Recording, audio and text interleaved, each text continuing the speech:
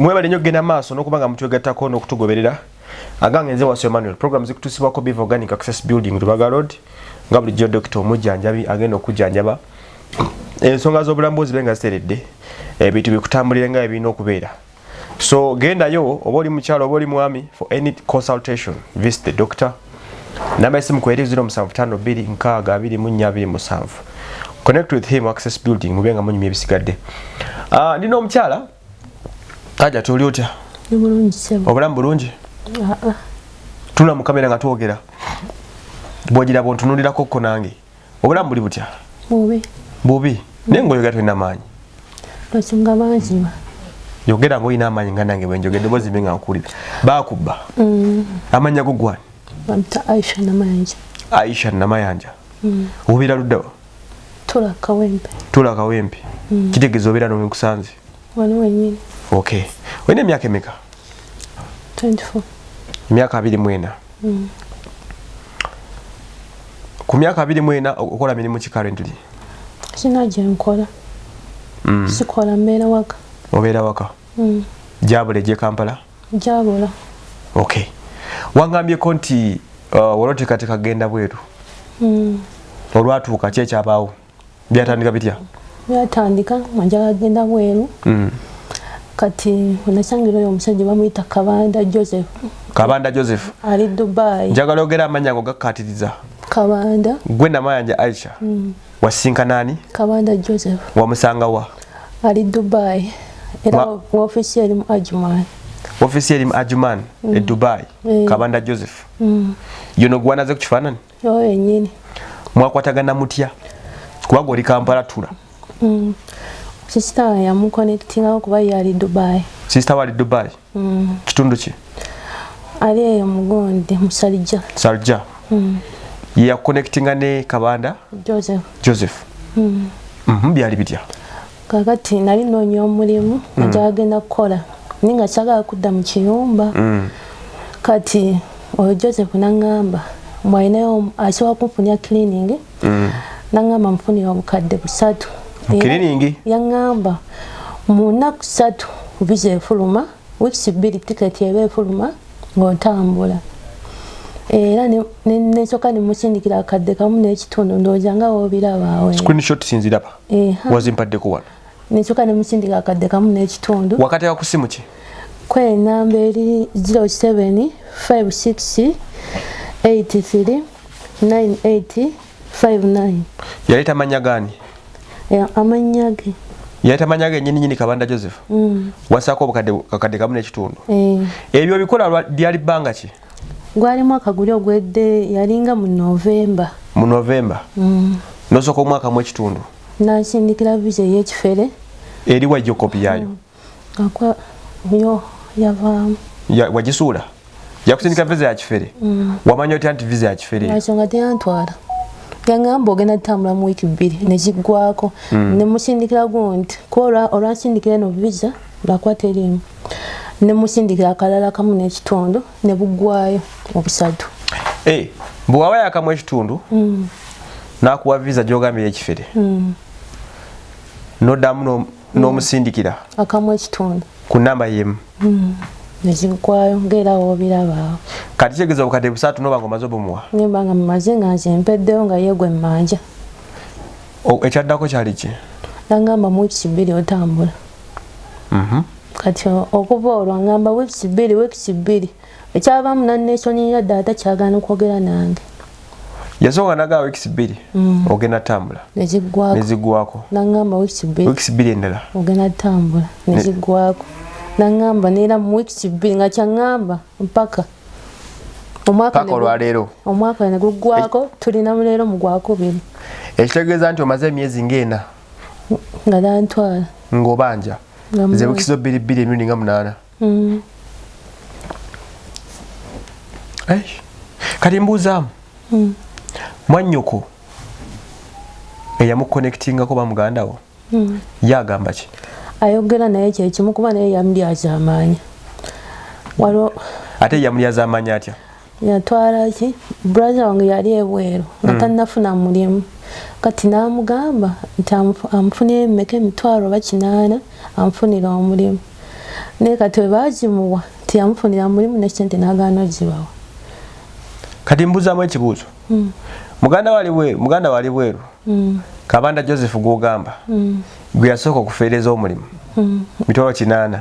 Yena amaana afuna omulimu kuba yalina bweru. N'amaana agufuna nenga tazifuna. Nga yes kiyampunidde nga waliwo omulala ampunidde. Nenga muganda amera sente yaziwaddeyo. Nenga tazimuddiza. Era y'omu ye muntu y'omu ne muddamu ne mukolagana naye stiru. Nedda already nze nali nkolaganye naye nga ndi eno Uganda.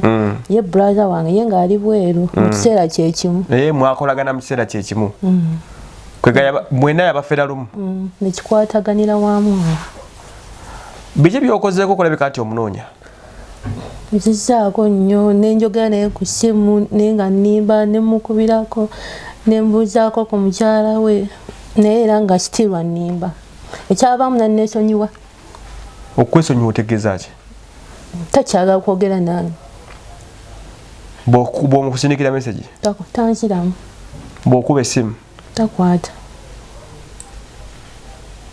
Kati omulanga gw'okubaguliwa? Njagala kwata ssente zange azimpa obukadde 3 funa omuntu omulala antwale. Kuba nange mbeera mbi nga wondaba wano sikola mbeera waka nani wano ennaku enzita. Sente zo wazijjawa? Nalinamu nga engeri gye nali nveebwe nalinako akadde kamu n'ekitundu kati endala ne bazimpola. Wakolerako ebweru? Wakolerako mu nsi ki? Era mu Dubai. Kati mu kusooka okugendako wagenda nani? Owe yantwala aninga sister wange mwana wa kojja wange. Kati kuno yagana okuzzaayo n'ogamba fere? Kuno nagwa kono kuba namulaba nga atwala nnyo era ne kati akyatwala oba alina baafeera simanyi. Abeerako n'alanga? Abeerako atwala abaana buli nnaku naye simanyi lwaki tantwala. Olina bukakasiza nti yabatwala? Abaana? Mukyala we agenda kuba mukyala we nina ennamba ye mumanyi. Era agamba kati ngenda kima baana nenje byange tabikola ku simanyi lwaki. Mukyala we aliwo no Kampala? Ali Dubai bakola naye. Kabanda Joseph. Mukyala we yani amanya ge? Omwita Doreen Nakalanzi. Doreen Nakalanzi.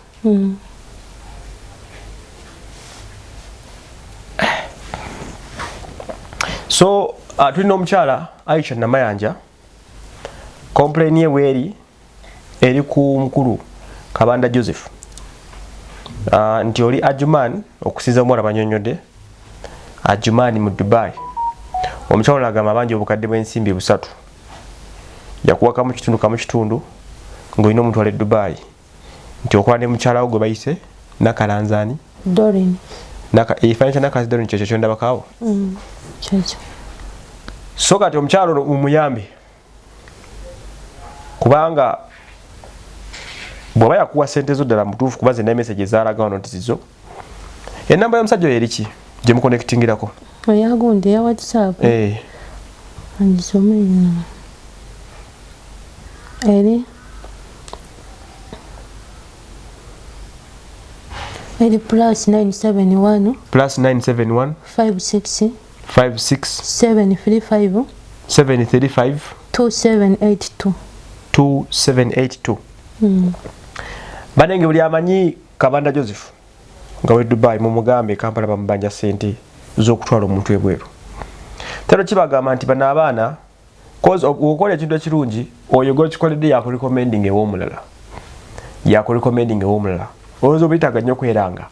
Wabula oyo omugolute n'akurecommending ewagundi n'akurecommending ew'omulala ne mugenda nga mutambula ne musobola okuba nga mulinking up. Kati issue eri mu ddiiro omukyalo ono is claiming takola atudde waka okuva mu November okutuuka olwaleero tatwalibwanga. Mwami Joseph vaayo noonya omukyalo ono Joseph Kabanda. Noonya omukyalo ono olabe engeri gy'omusootingamu.